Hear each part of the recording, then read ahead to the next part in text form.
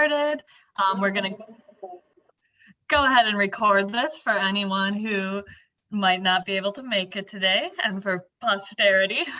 So today we're going to talk about advanced topics in strengthening youth and young adult peer support, and we're going to cover creating safety and self-care plans, especially because the holidays are coming up, and this can be a really important time to check in on safety and self-care with our young people and also with ourselves.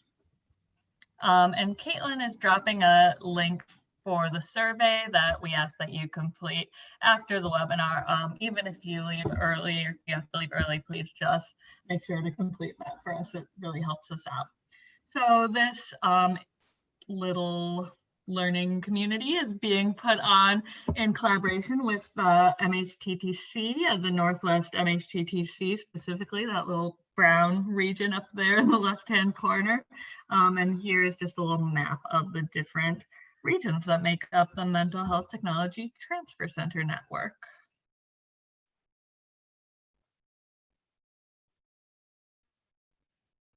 A little bit about the Northwest MHTTC. We disseminate and implement evidence-based practices for mental disorders into our field, and our target workforce includes behavioral health and primary care providers, school and social service staff, and others whose work has the potential to improve behavioral health outcomes for individuals with or at risk of developing serious mental illnesses. And we serve Alaska, Idaho, Oregon, and Washington.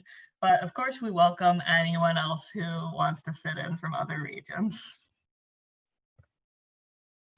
So this is just a little bit more about the role of the Northwest MHTTC, and you can always go down to that website at the bottom down there. They've got a lot of great resources, like little tools that have been developed by a lot of their partners in them, and also recorded webinars like this one that you can access.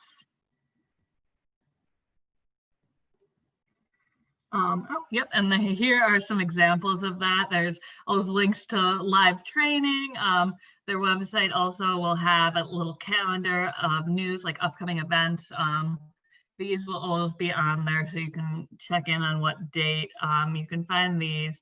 And then really great like research and practice briefs and access to different resources regarding TA, technical assistance around COVID and other current issues going on in youth services. So just something we like to say at the outset of these is that the MHTTC network uses affirming, respectful, and recovery-oriented language. So we want to be strengths-based, inclusive, trauma-informed, non-judgmental, and always use that person-first language. So, we just want to also hold us accountable for using that language. And if you notice us saying anything that isn't, isn't in accordance with this, feel free to call us out in the chat or otherwise. We just want to make sure that this is an inclusive and safe space.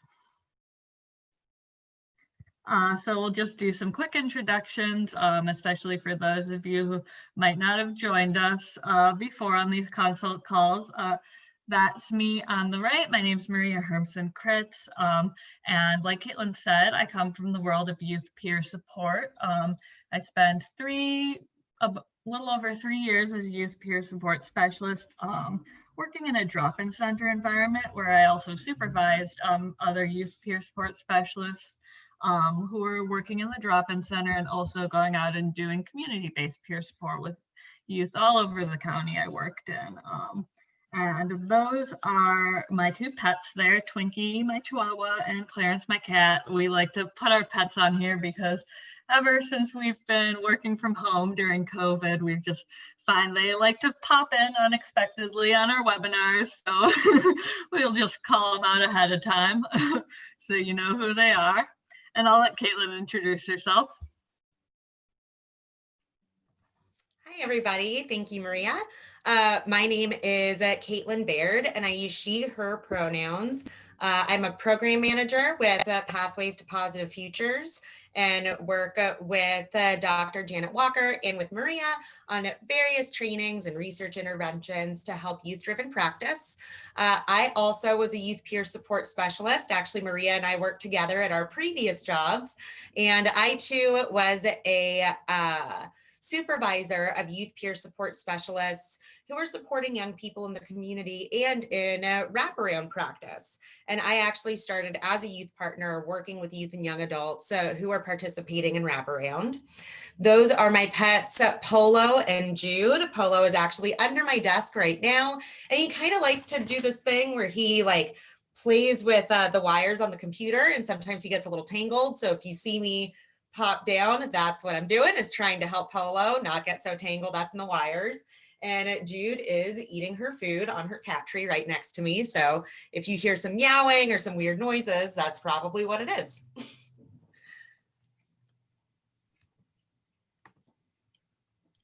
All right, so like Caitlin said, we work at Pathways Research and Training Center out of Portland State University. And here's just a little plug for our website, pathwaysrtc.pdx.edu.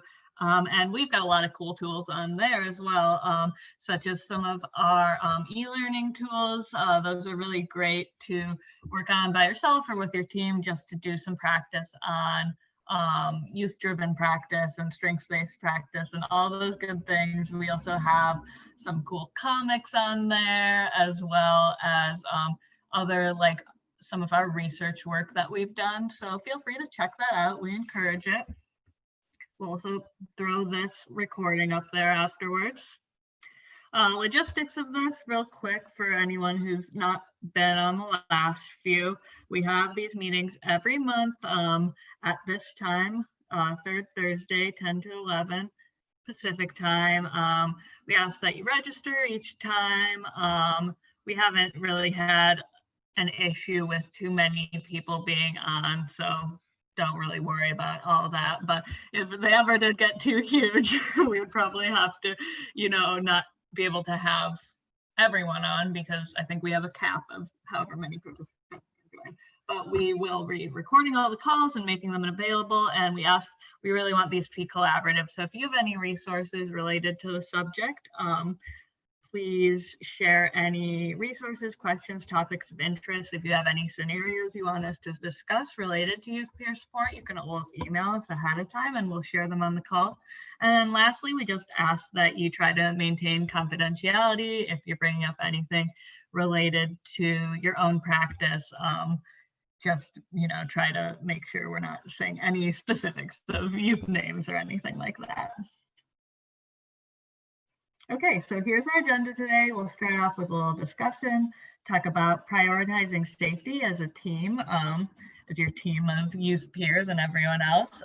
We'll talk about how to introduce safety and self-care with the young people you work with, a little bit into the basics of safety planning and some examples of some safety planning tools you might want to use with your youth. Then we'll go into some different scenarios that we've received related to youth peer support, and then any questions you might have, and we'll wrap up.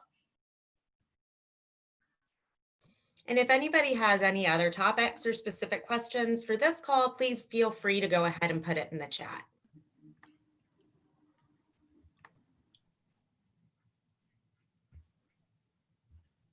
Okay, so our first discussion, how have you introduced safety plans to young people you work with in the past? Can be sort of a touchy subject, right? So feel free to go ahead and call it out to the larger group or include it in the chat.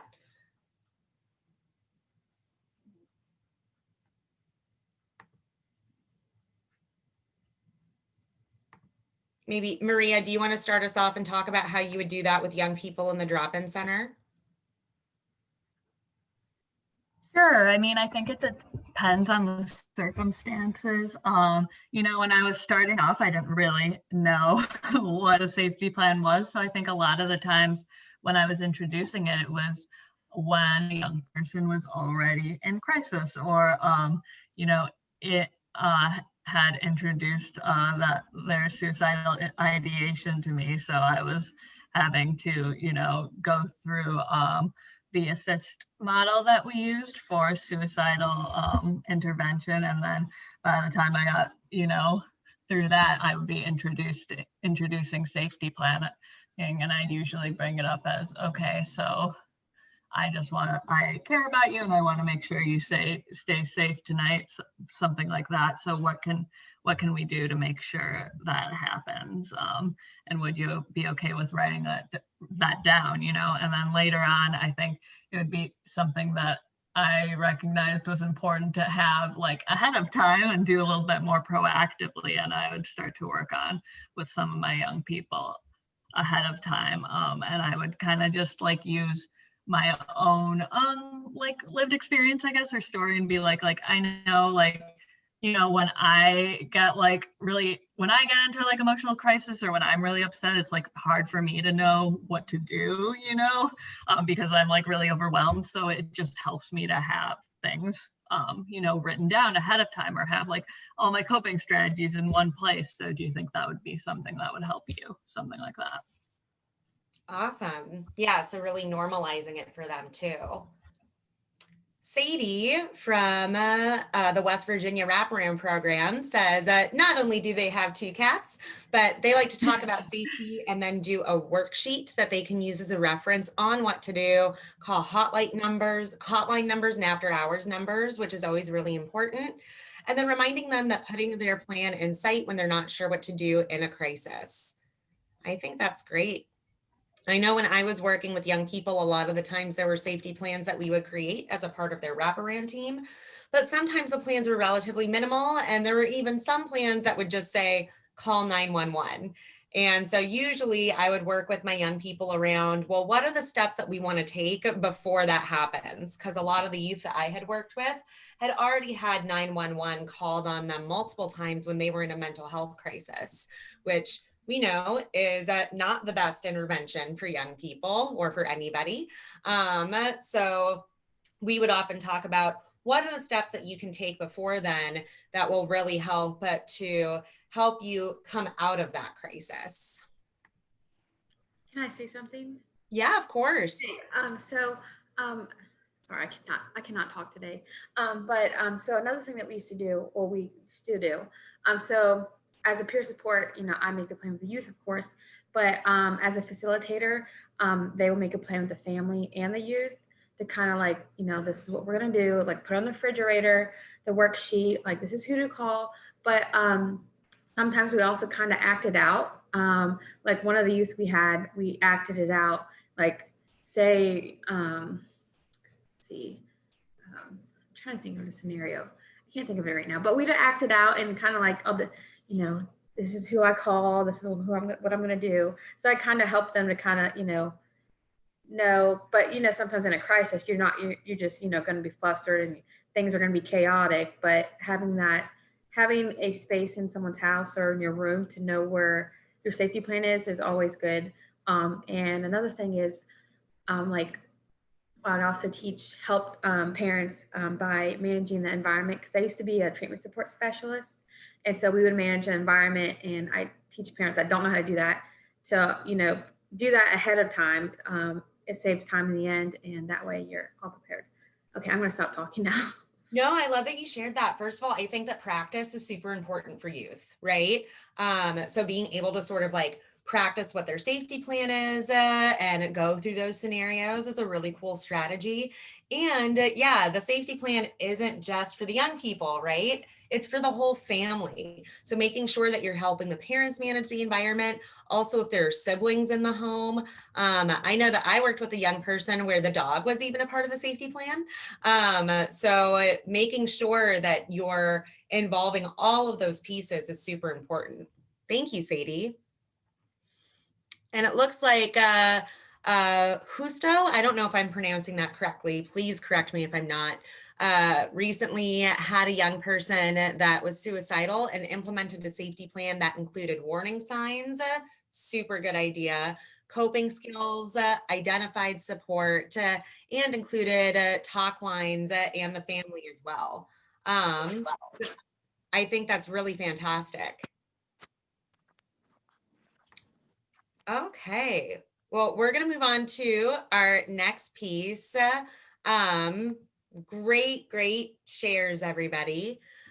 So what you really want to focus on, especially in times that are hard like the holidays, is really prioritizing safety as a team. And I think that this is especially true for young people who might not naturally bring up when they are feeling unsafe or wanting to create a safety plan.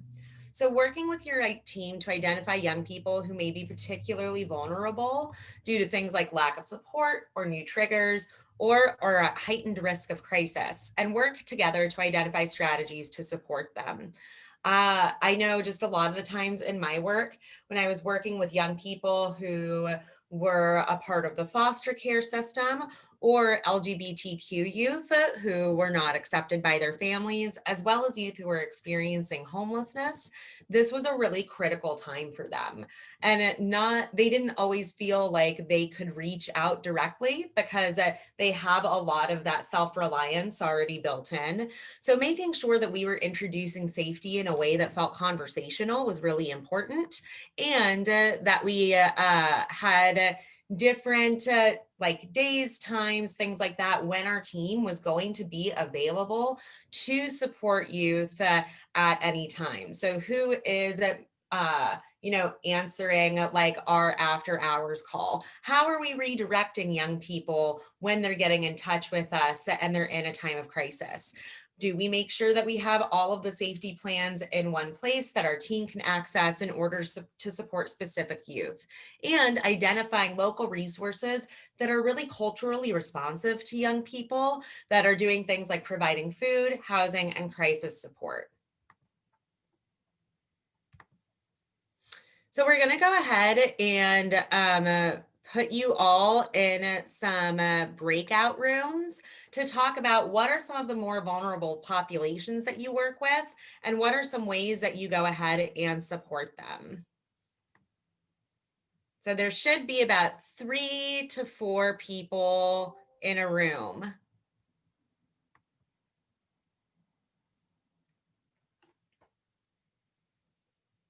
And you will be sent an invitation to go ahead and join your rooms. So just click yes on that invitation, and that should work.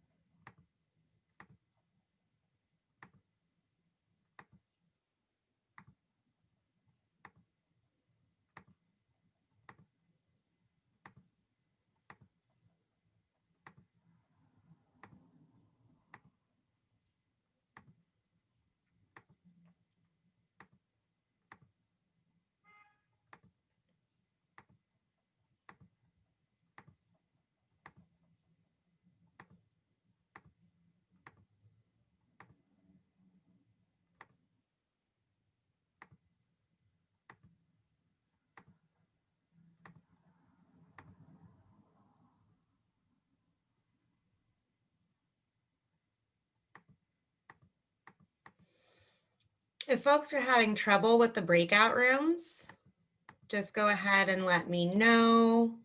It looks like we still have a few people who haven't joined.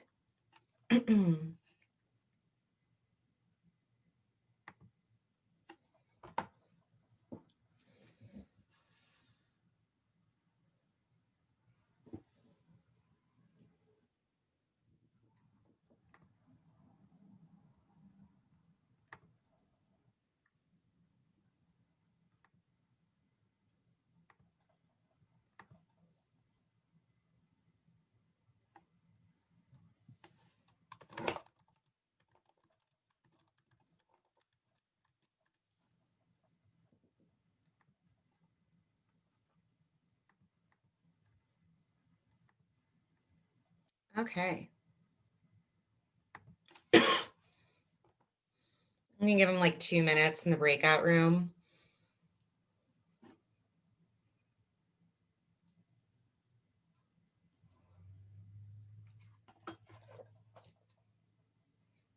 Breakout room, breakout room. Oh, really, Jude? Can you hear her? Yes. Looking right at me.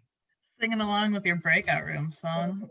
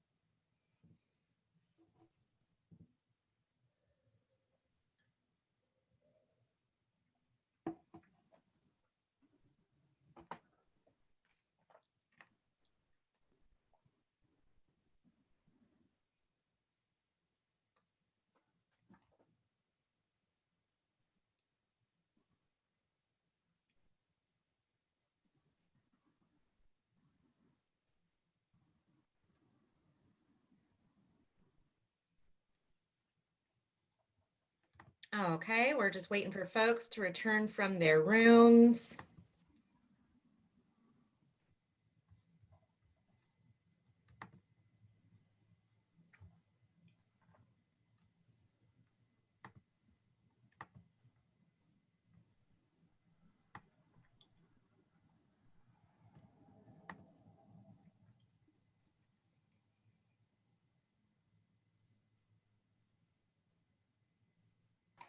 That was not enough time. I know. It's like, hi, here's a giant question. Talk about it in 3 minutes, everybody. But does anybody want to share what were some of the populations that folks noticed they are supporting the most during the holidays? Hi, this is Novena. There was someone I was sharing with in my room. I can't see her right now. Let me go see if I can see her. Michelle. Michelle and I both talked about the field we came from. A lot of the safety plans were generic, Mm-hmm. and it was more of a fill in the blank and check boxes. And because it was so generic, it really made you question the safety of the person with that plan because it was so generic and it was aimed at more so protecting the clinician and the agency by saying we've given a safety plan rather than saying we're really looking out for the health and well-being of the person. And so because of that, it really makes you question. And even now with COVID-19, mental health is on an uprise. And, that is difficult to incorporate into a safety plan because everybody responds to crises differently. And I mean, even now I'm at home with COVID, but at the same time, I just know what it's doing to me as a person. So I can imagine what it's doing to somebody else. But everything is just so generic that at the end of the day, it makes you really wonder if you have the other person's well-being as an interest. Absolutely. And I think, I know I've definitely seen the same thing. It's just very sort of generic templates that seem kind of cold and sterile and don't really facilitate any kind of real rapport building or conversation or responsiveness for the young person. And I think that that's why it's really important when we talk about safety and self-care.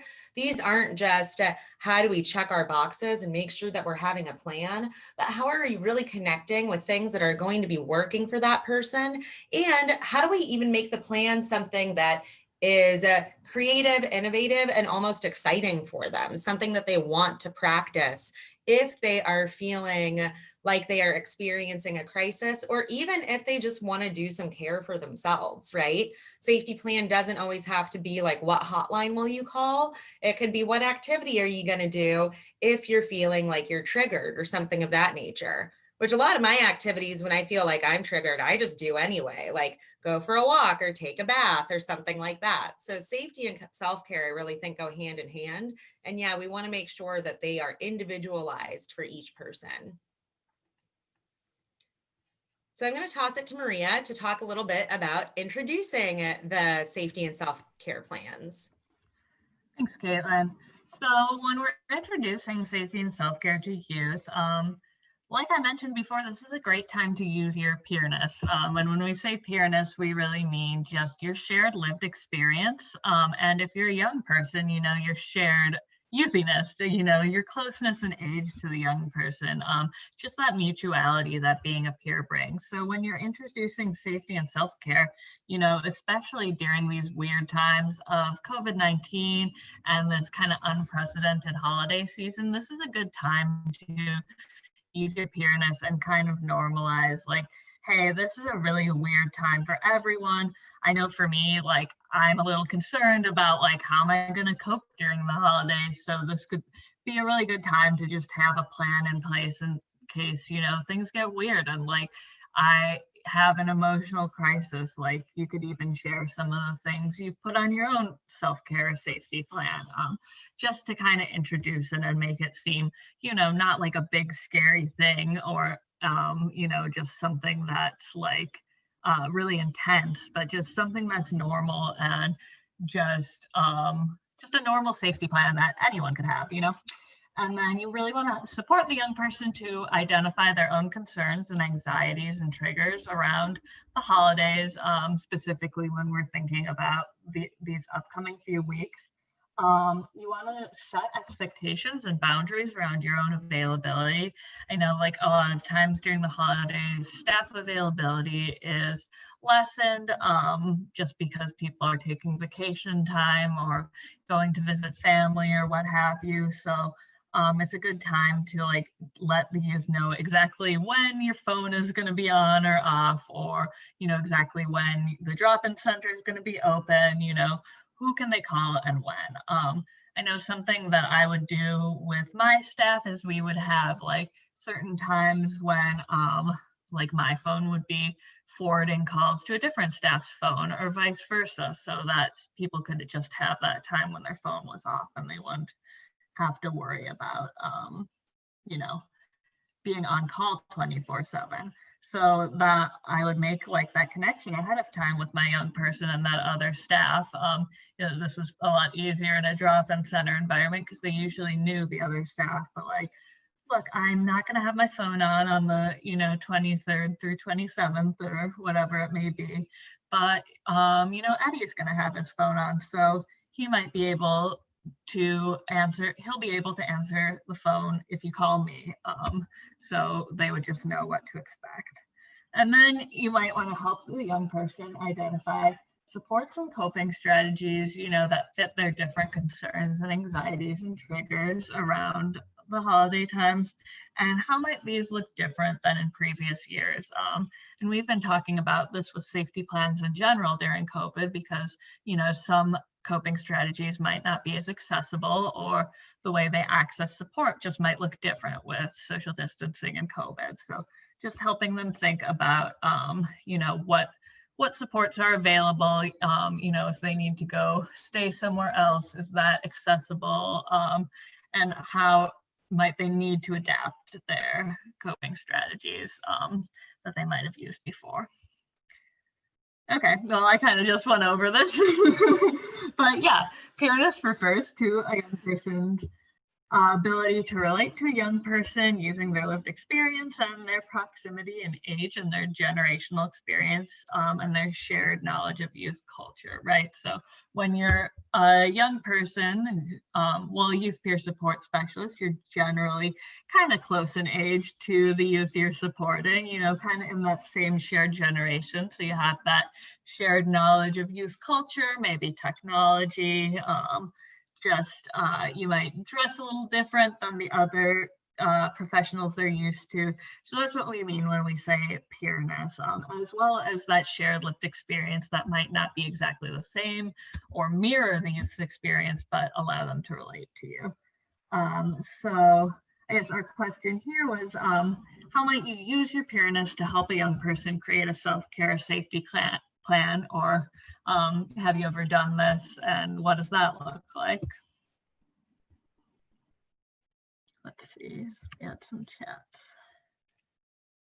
So I also make sure that I do check-ins weekly as much as I can. I do share that I won't always be here, but I'm here now and we'll get back to them ASAP. If there's a crisis, please call the after hours hotline and position M95. I make sure that youth know that a team member from Wraparound will be on call and able to go over their safety plan if I cannot be reached. Okay, so that's great. That's kind of speaking to what we were talking about with like being really clear about your boundaries and your hours and your expectations around the holidays. And I think that's great that you keep that consistency with the weekly check-ins. That's super important.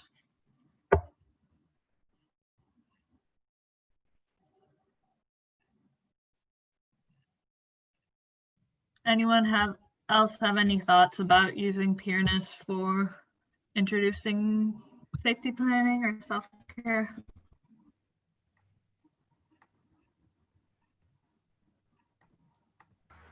This is Jacqueline. I think that it's really good. I'm a statewide youth coordinator, and I work with youth on a regular basis, and sometimes they just need to know that someone's there just to listen to them. Like, and I totally get like the boundary situation, but sometimes if they, send you an email or a text message or something, just being kind of available if you are able to let them know, hey, I might not be available, I'm going out of town, or I might be doing this or that. But a lot of the youth that I work with, they're in wraparound services. And so they have a lot of triggers during the holidays because it reminds them of family, of what they had, what they didn't have, or where they're at now. And it's just a really hard time for our young adults. And so I think just letting them know that you're here to listen, because sometimes all they want to do is just vent and say, okay, I'm done. I'll talk to you next week or whatever. Like, I think that's really important. Even if that's the person that's on call, if they have that relationship that they feel comfortable in doing so, that's something that's really worked with some of my young adults. So I just wanted to share that. Yeah, absolutely. I think that's a really good point. Like sometimes the need isn't really to go into a super in-depth, therapy session or something. Sometimes they just need to, get out what's on their mind. And I think that's, can be a really great thing to identify ahead of time. What are you going to need? Or even, just identify who is going to be there to be able to listen, when you need to just get it off your chest. And I think using email, like you said, could be a really great way to do that too, just pouring it out, or maybe even journaling or something like that. But I think that's a really great point. I think someone else also added something in. Oh, finding a common ground for interests such as activities or sports to add to the safety plan. Yeah, that's another great way to use that shared common ground of peerness. So great responses, everyone. So when you're making a safety plan, and some of you already covered some of this in your responses earlier, so that's awesome. But there's a few basic things that you might want to include. There's a lot of different templates that safety plans use, but these are kind of the basics. So the triggers or warning signs for how you might know that you're in crisis, or going into like that emotional escalation. Usually you might want to include like three or so things you can do just to distract yourself. So different things that might distract the senses, those soothing activities. Coping strategies.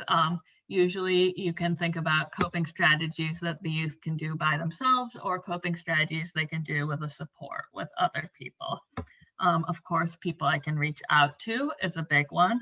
And we want to help the young person identify those natural supports like friends and family, as well as paid supports like maybe you're the peer support specialist, even if you're not technically paid, or like therapists, or their caseworker, whoever that may be, and how they're going to reach out to those person. Another thing that safety plans might include are just like, statements that they want to remind themselves when they're in crisis. What do I value? What's my reason for living? Something like that, just a little statement to remind themselves. And then, of course, crisis line numbers, hotline numbers, talk line numbers, something like that. And then a really important thing, after you make your safety plan with the young person is to check in about, do they want or need to share their plan with anyone, other team members, other supports who are involved in the plan, their family, and then how are they going to do so? So just preparing them to go out and do that if need be. What's that conversation going to look like? So safety plans can be creative. Ask a young person how they want to document their plan. It could be artwork, a journal, poetry, etc. And then check in with the young person to see who they would like to share their plan with, like we said, and see if any adjustments need to be made for the holidays specifically. And how our discussion here is how might safety plans need to be adjusted for the holidays?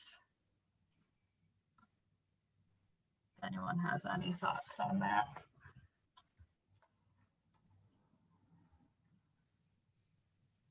I think for the sake of time and making sure that we get to cover self-care too, we can go ahead and hop past this discussion. But if anybody wants to throw ideas in the chat, please do.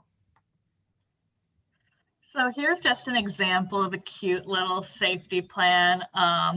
This is from lindsay.abraman.com, and she just likes to share little drawings of resources on her Instagram page. But this is just a kind of a drawn out template of a safety plan, which has those basic elements that we went over. How do you know you're triggered, how to distract yourself, people that you can reach out to, coping strategies, ways to keep yourself and your space safe, and then the crisis text line number. And you can adapt this as needed. And yeah, we'll share these slides with you. This is a nice one that I've used with some of my youth and for myself. It's for young people who might want to just keep their safety plan on their smartphone. It's just an app called My3.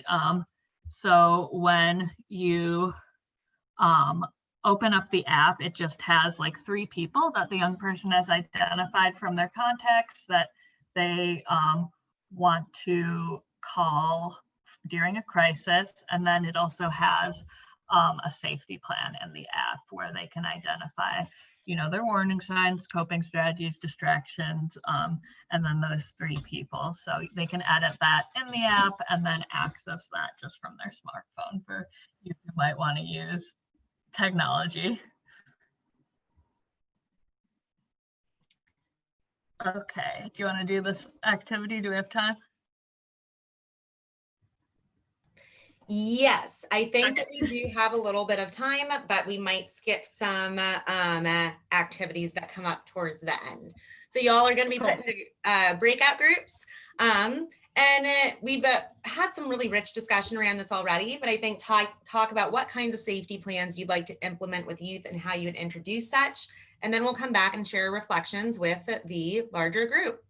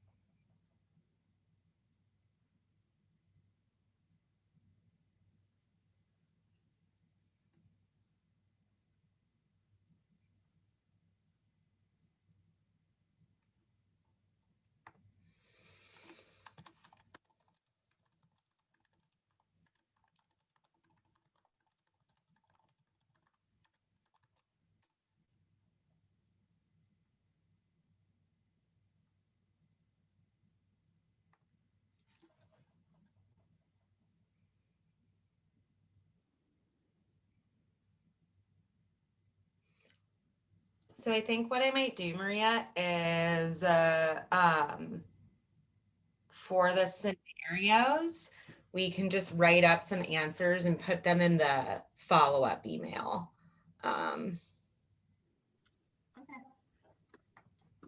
That sounds good.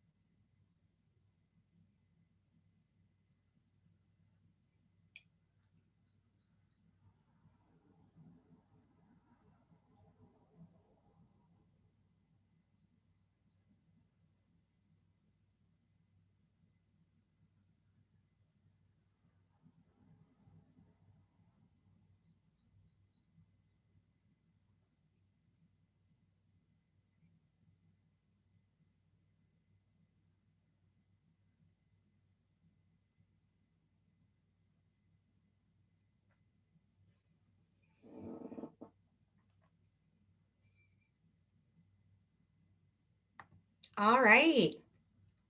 Would anybody like to briefly share some of the discussion points or reflections that came out from your group?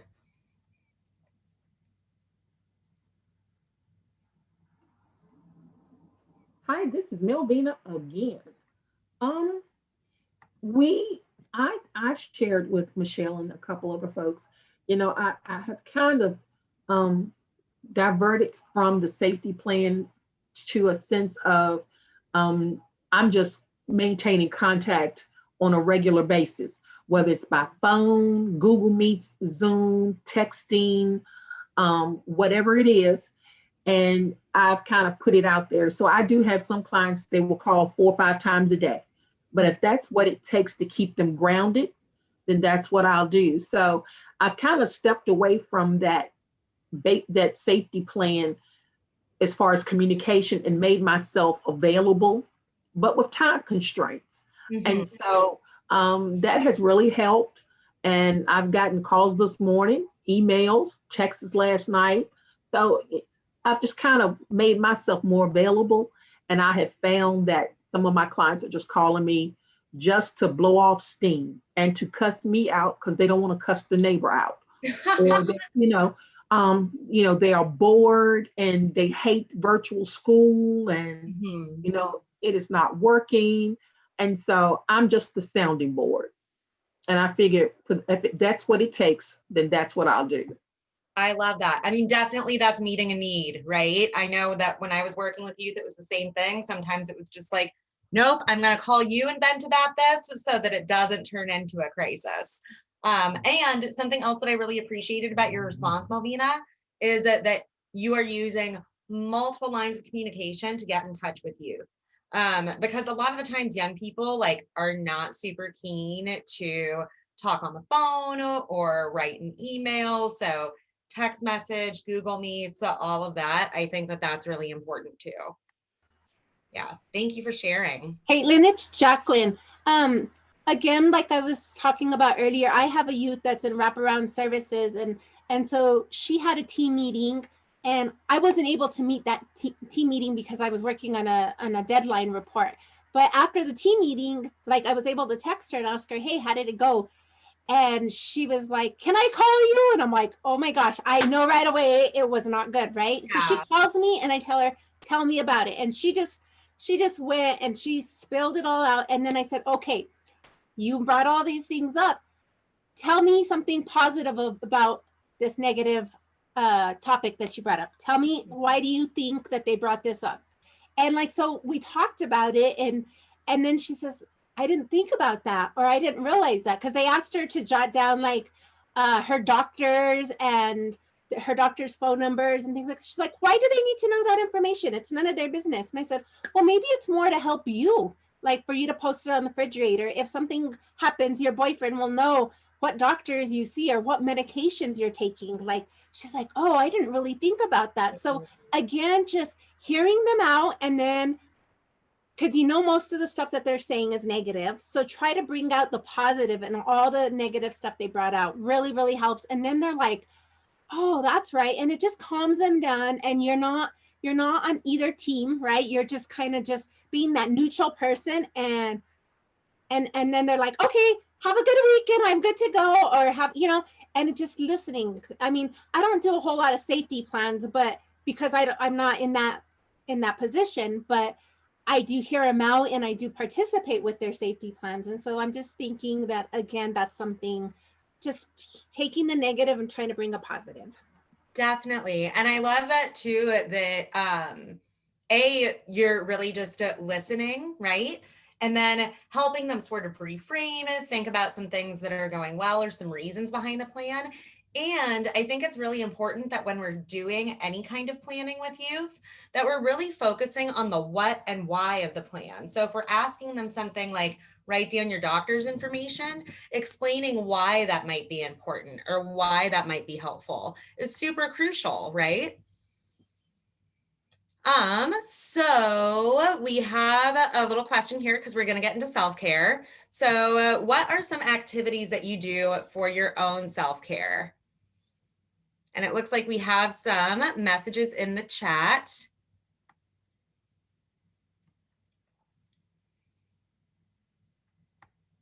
Awesome. These are all great, everybody. Yeah, exercise, journal, shower, dance, cook. Oh, and thank you for sharing that resource, Justo. Good book, sewing, quilting, crocheting. Yeah, these are all awesome. And I love that these are all not just like activities that we do to make ourselves feel good, but things that are like a natural part of our life in order to keep us on balance. One thing that we like to say during some of these webinars when we talk about self-care isn't just eating cake in the bath. It is other things too. So it's about sustaining a lifestyle that's healthy, brings joy, and really galvanizes one to face challenges. When we're doing good self-care, we are better able to do things like barrier bust and really encounter any challenges that come up in our life in a healthy way. So sometimes it can be difficult, and it's an important part of recovery, which I think is really important to remember, is that good self-care supports our mental health recovery. But that said, as Tom and Donna from the previous slide, I don't know if anybody else is a Parks and Rec fan, treating yourself is also a good part of self-care. So some tips for creating self-care plans with young people. Number one, some young people don't like the term self-care. I love that term. I don't know why, but I would work with some young people and they would just like roll their eyes when I brought up self-care. So again, bringing this up and talking to them in a conversational way and making it a rapport building activity is really important. So we recommend that you use some open-ended questions, like what are some things that you can do daily to be healthy? What do you enjoy doing? What are activities that make you feel good? Or what kind of music, art, exercise do you like? These are ways to build rapport and really keep it conversational with the young person, but also help them identify some self-care and some coping strategies. So here we have some other great resources that Maria has found that are just some bare bones ideas of creating a self-care plan. And this is especially helpful for anybody who might not need a super intensive safety plan, or just might want to practice feeling better and really focusing on mental health or other areas of their life. We also have some slides here that are some tips for making a coping skills toolbox. So actually, I'm going to ask Maria, because I know that she did this with a lot of her young people, just to give us a brief description of what a coping skills toolbox is and how you want to introduce that activity with young people. Sure. Yeah, we actually did this as a group in the drop-in center, and it was super fun because we all got our little boxes and got to, make little things to go in them and then take them home and put our own stuff in them. But basically, it's just the same idea as a safety plan where you get all your coping activities together in one spot. So, when you flip your lid, you don't have all your, cognitive abilities there, you just have everything in one spot and ready to go. But you can just kind of incorporate all these ideas, distraction activities such as, puzzles or books or movies or music, knitting activities, and you can put stuff like that in your coping box. Opposite action activities, kind of taken from like DBT skills, but affirmations or, drawing motivational statements as an example they have on there, something funny or cheering, emotional awareness, mindfulness activities, and then putting like a crisis plan numbers or something. So these are just some examples of things you could put in there. Like some people like to put in like pictures of their family or happy memories or whatever. We would put in like stress balls or something like that. But yeah, this is just a fun little way to make it into kind of a more fun activity. They like to decorate their coping skills box with like stickers and stuff like that too. So it could really make it into, like Caitlin said, more of a fun, exciting activity to go along with the planning. So unfortunately, due to time, I don't think that we're going to have time to think about what we would put in our coping skills box. But if folks would like to drop that in the chat, I think that would be super fun. So before we wrap up, do folks have any questions or anything else that they would like to share? Oops.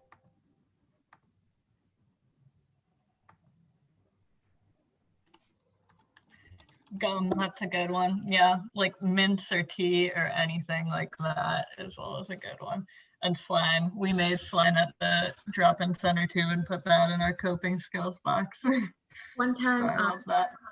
One time I made slime with the youth over Zoom. That did not end well on my end. Oh, it was a hot mess. It's hard to get it exactly. They were teaching me, and so that was awesome. That's so fun. Kinetic sand, that's great too. I had some of that in my coping box, but the box broke and it spilled everywhere. Sad. Thank you, Beth, for joining. Happy holidays. So we're going to go ahead and wrap up for the sake of time. You will notice that I skipped through 2 slides at the end that are our scenarios. We do accept any scenarios that folks want to cover for our next call, but I will include them in our follow-up email along with the responses from Maria and I on how to address the situations. One last thing, please remember to complete the survey. I have included it in the chat. I will drop it one more time and it will be in the follow-up email. And yes, the PowerPoint will be shared. So thank you everybody for coming and we look forward to seeing you next time. Thanks, everyone. Thanks for sharing all your thoughts. This was great. The PowerPoint will be shared in a follow-up email. Good question. All right, bye everybody.